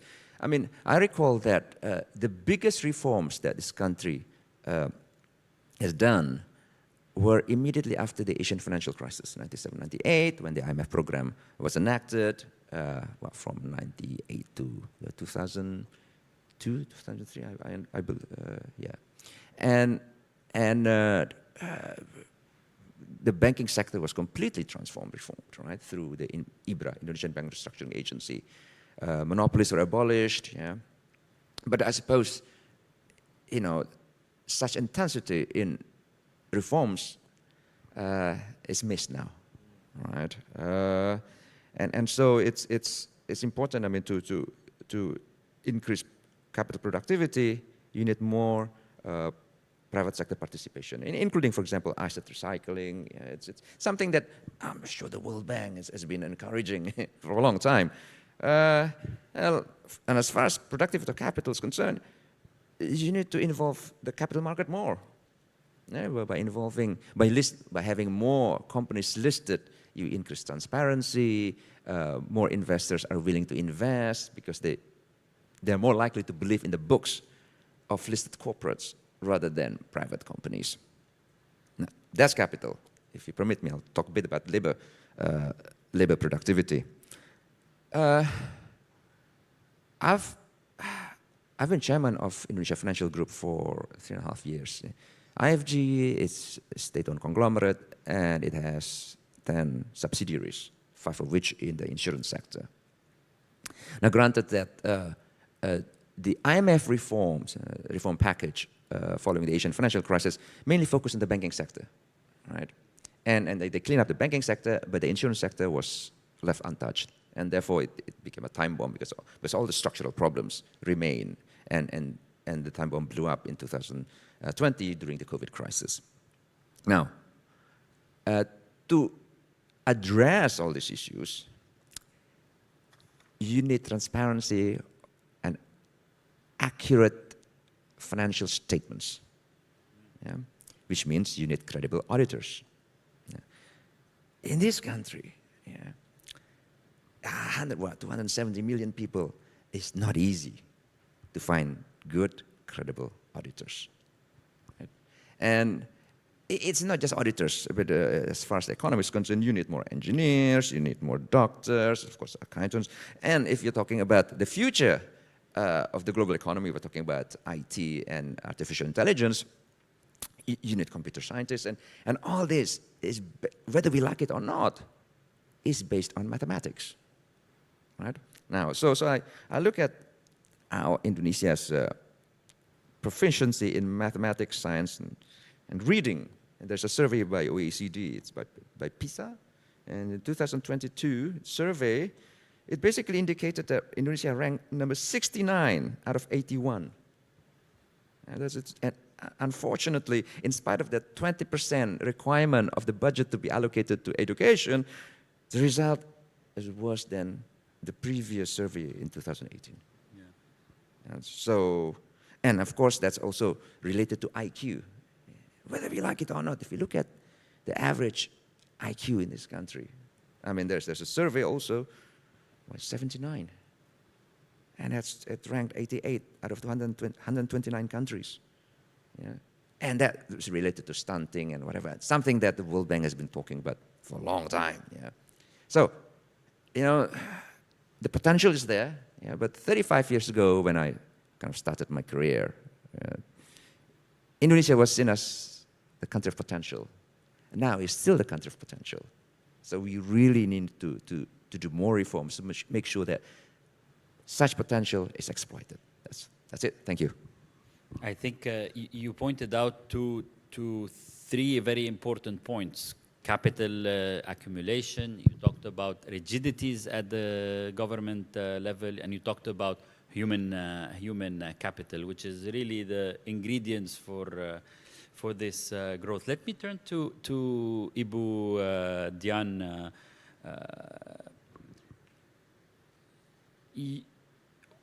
We've talked about again those reforms that have been conducted, and we've shown that the improvements that has happened. Have you noticed those improvements? You're a CEO of a private company. You deal with various government agencies on a frequent basis. Licensing processes, bureaucracy, regulatory certainty. Have we seen these improvements? And from your perspective, where you're sitting, what are the key constraints for the business environment here? Okay, thank you, Bavos. Thank you for having me here. So I can be very frank, right, with my answer. So actually, I agree with what Alex has presented before, that there has been some improvement in the past couple of years, maybe in the past 5 years.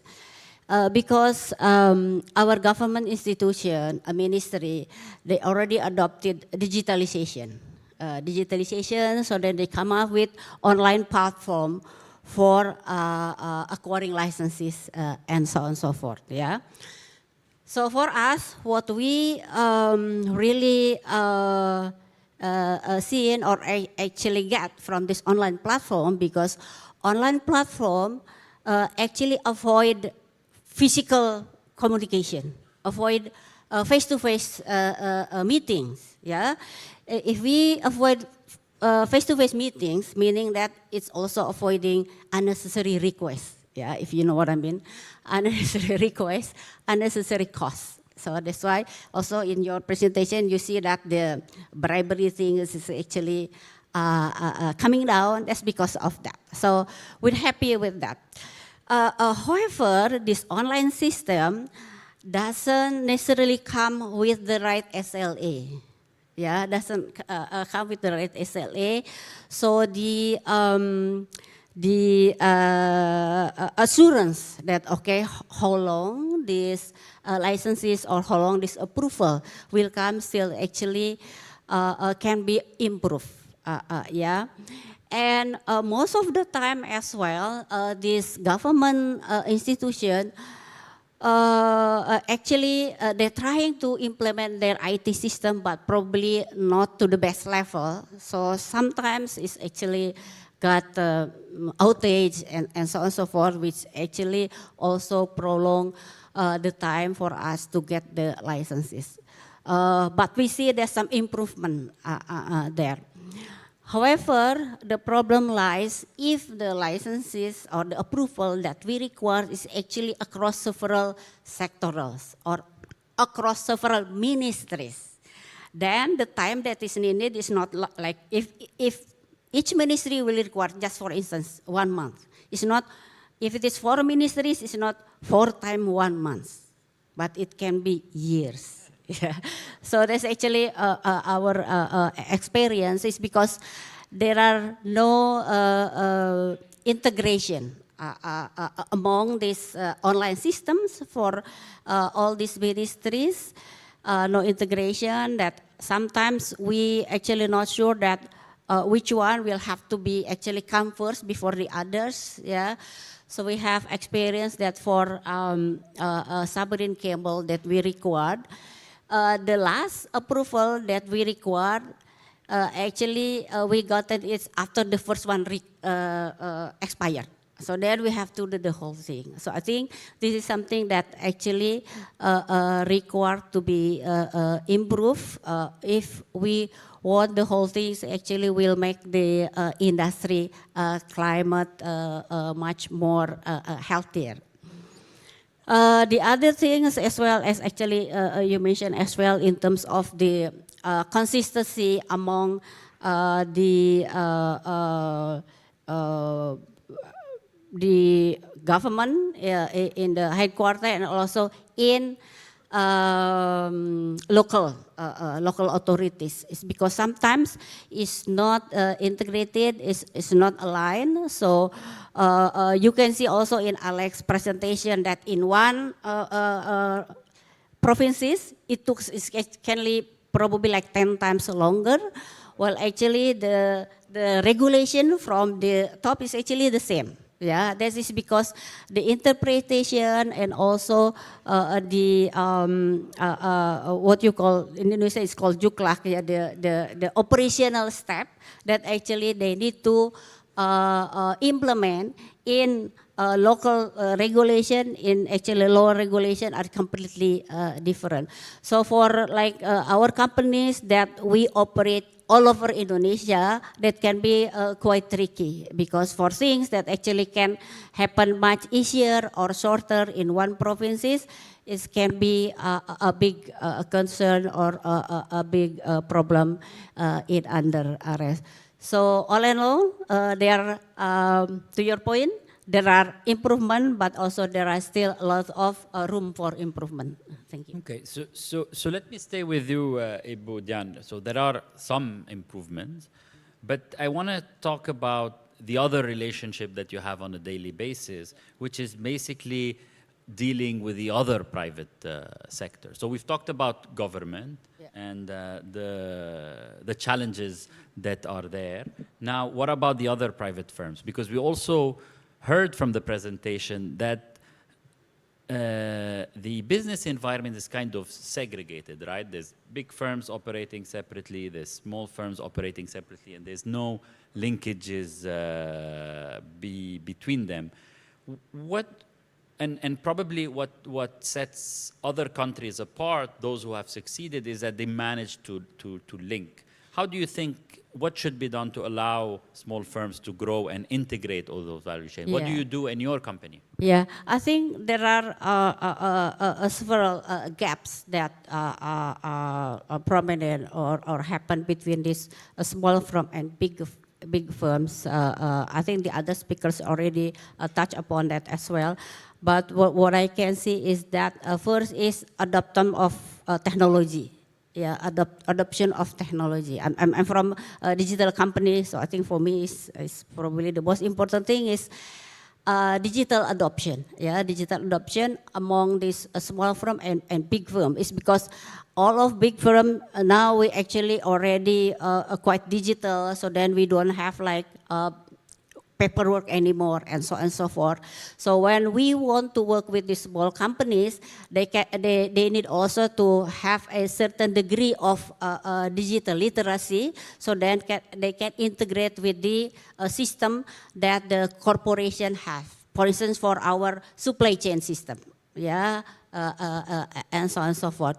The second things that do not have is they don't have access to capital and also to network. Yeah. So far, what we actually have done to actually help this small firm for them to be integrated in our supply chain is first actually is also with our assistant platform is first we give them digital literacy education, so then they will be familiar with internet, on how to use internet, how to use digital technology, for them to source their resources, to actually market their product, to do a much efficient distribution, and so on and so forth. The other thing also, we connect them because usually, as I said, they poor in network. So we connect them with banks or any financial institution that can actually provide them with the access to financial. The third thing that usually they don't have is the right capability in terms of talent. Actually, this is not problem only for the small firm, but also for the big firms. But for small firm, it is very prominent. So what we actually doing to them is also, we actually give them education or training, be it online classes or offline classes. So at least they know, for instance, like basic accounting. They know how to actually monitor and track their businesses. They know how to do the right costing and so on and so forth. The other thing that also difficult for us to make them as part of our supply chain is usually the small firm is not good is inconsistency. So okay, they can do things, but when we say, okay, you have to produce this product in this size every month, for instance, or every week, there's something that is quite difficult for them. So how to make sure that they can be productive with a certain reliability and consistency, something that also we work with this firm. So so far, alhamdulillah, that we can help 500,000 women with UMKM. So then they actually can go digital and they can also go international.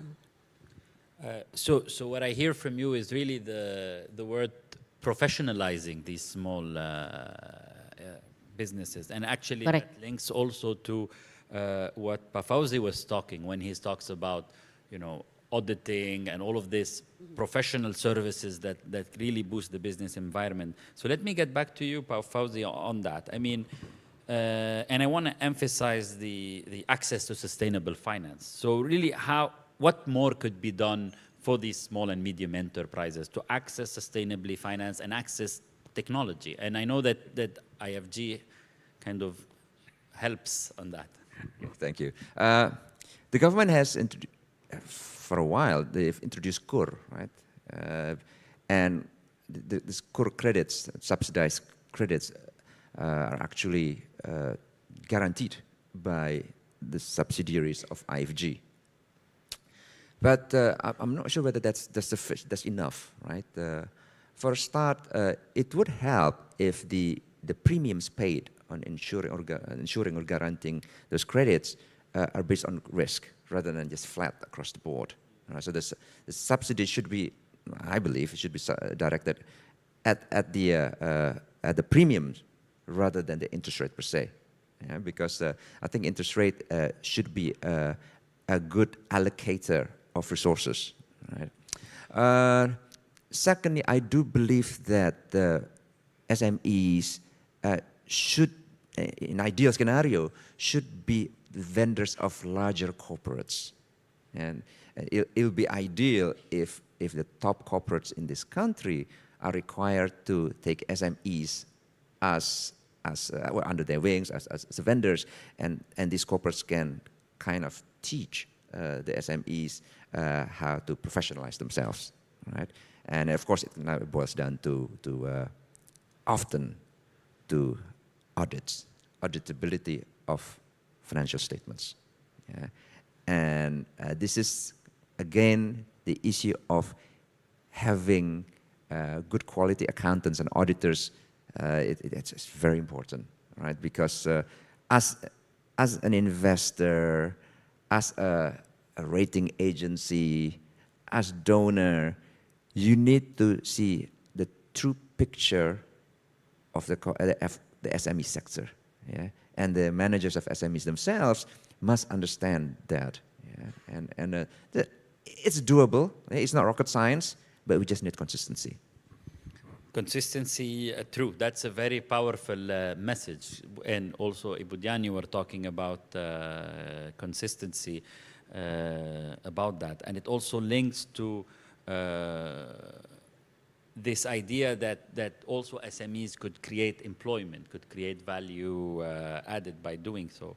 But then I'll go back to you. I mean, I want to get your views on this SME angle, and also add a little bit, because we've seen from the presentation that they're finding it much more harder to deal with all the regulatory processes.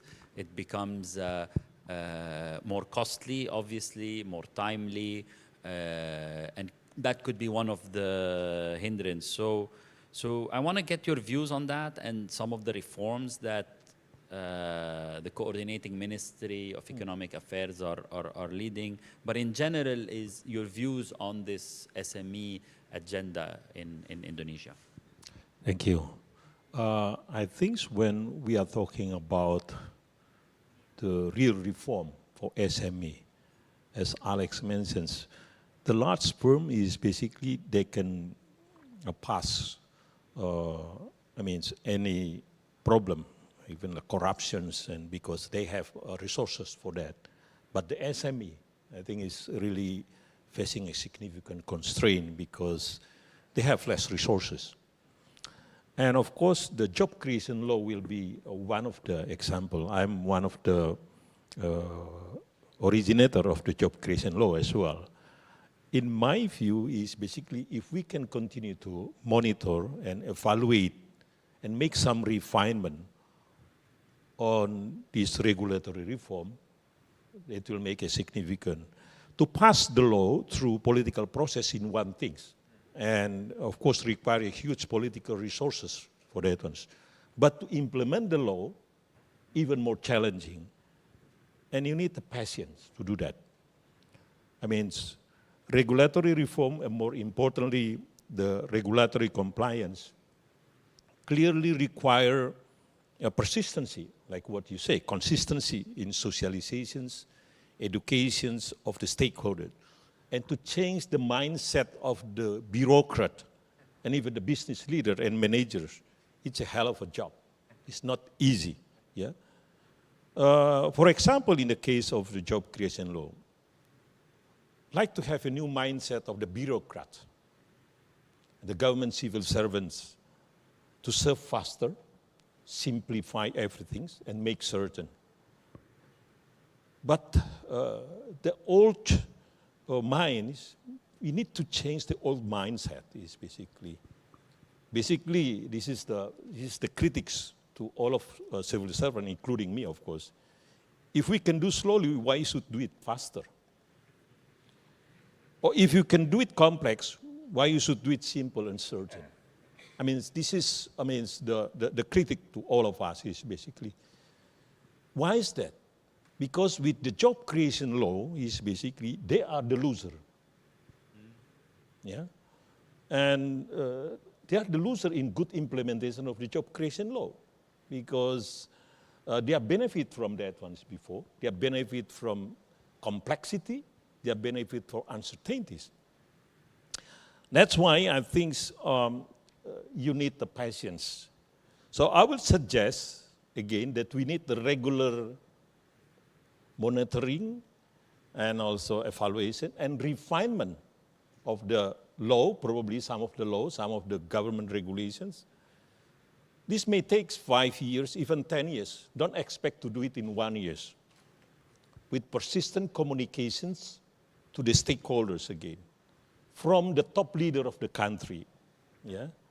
And to change the mindset again is not easy. So I just hope for the new leader of the country to take full ownership of the job creation law. This is very important in my view. To revitalize the task force, again, to make sure the implementation of this regulatory framework is make progress from time to time. It's not 1 year, 2 years, but probably 5 years, even 10 years, because this is a change in the mindset, basically. But so on this note, I mean, I have a final question that is the same for everyone. Really, where do you see the private sector development in Indonesia in the next decade? Do you see it as a global private sector or a very localized one? I mean, I'm going to ask the same question for all of you. Like, no, a 1 or 2 minute response. In my view, I think the role of private sector remains pivotal for Indonesian economic development. And again, as Alex mentioned as well as also by Habib, that's why enhancing the productivity and the competitiveness of the private sector become crucial. Again, to encourage them to attract technology, to improve the technological capacity and improve the human resources and the skill capacity resource and in a transparent business environment, I think it's become very important. And at the same time, we need to facilitate, again, as I mentioned before in my previous slide, is basically we need to have a much growing number of medium-sized firms and also involved in the global value chain as well. Without that, I think it's quite difficult for private sector to become play an important role in the Indonesian economic development. And so the private sector is, I believe, will continue to be an engine of economic growth and wealth creations. But again, if you compare the public investment, this is just a note, public investment in advanced country, much, much higher than public investment in Indonesia. For example, in advanced countries, it could be 25%, even more, of GDP. Whereas Indonesia, if you just look at in terms of public investment, the total spending is only 70%. But what is important is basically, what is the role of the private sectors in the public spending? That's even more important in my view. So we'd like to encourage the public sector also involved in the public spending as well, which is in terms of the percentage of GDP remain low. But in the future, I think that's need to continue to improve. Thank you. Ibu Dian, are you optimistic about the next decade in terms of private sector? Where do you see it? I'm a very optimistic person. So I'm optimistic that in 10 years is actually will be a better place. But of course, again, yeah, because I'm from the technology arena, I think our private sector will be much more effective, efficient, and productive if they can actually utilize technology more, especially on digitalization. I think all of you knows now the buzzword is AI. Artificial intelligence, and actually HI by large actually can improve our company productivity.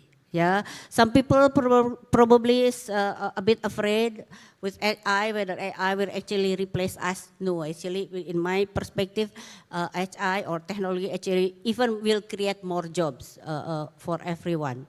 Yeah, so, but this, of course, this digitalization and adoption to technology has to be equipped also with the talent development. I think you already mentioned about the talent, which is a very, very important.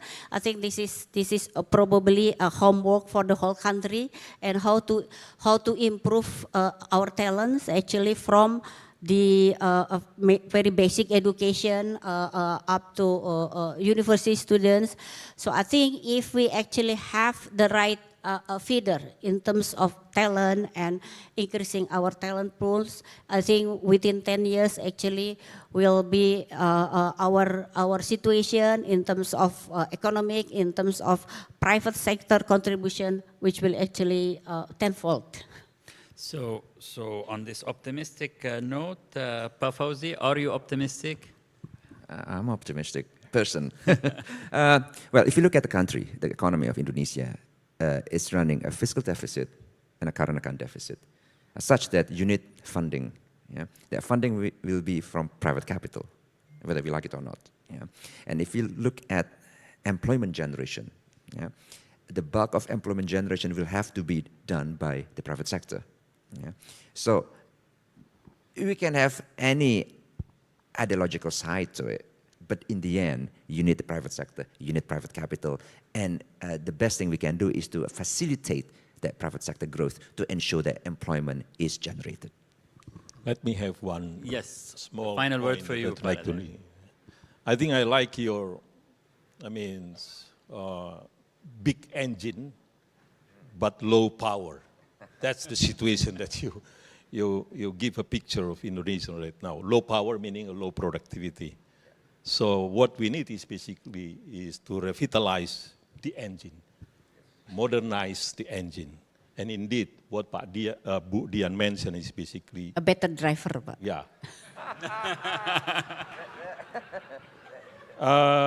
At the same time, probably we need to have a new engine, which is a digital and artificial intelligence technology, could also enhance the productivity of the small and medium enterprise. Thank you. Thank you very much. On this note, really we had a fascinating panel from the people who really are doing the good job. I'm always fascinated by Indonesia and Indonesian private sector. So a big round of applause to the panelists. I would also like to invite Ibu Kari to come on stage. We have a small plaque and take a photo for.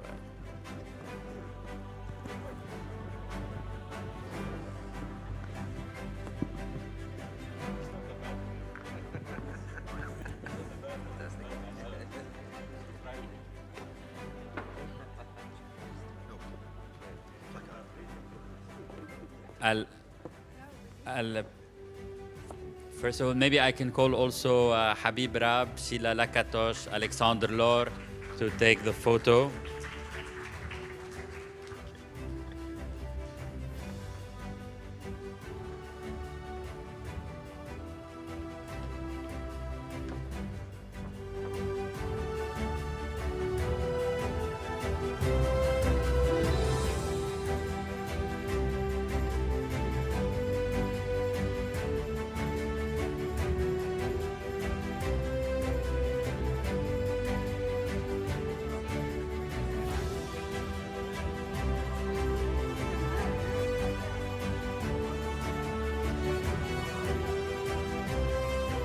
Kerry. Paradan, there's a placard for you.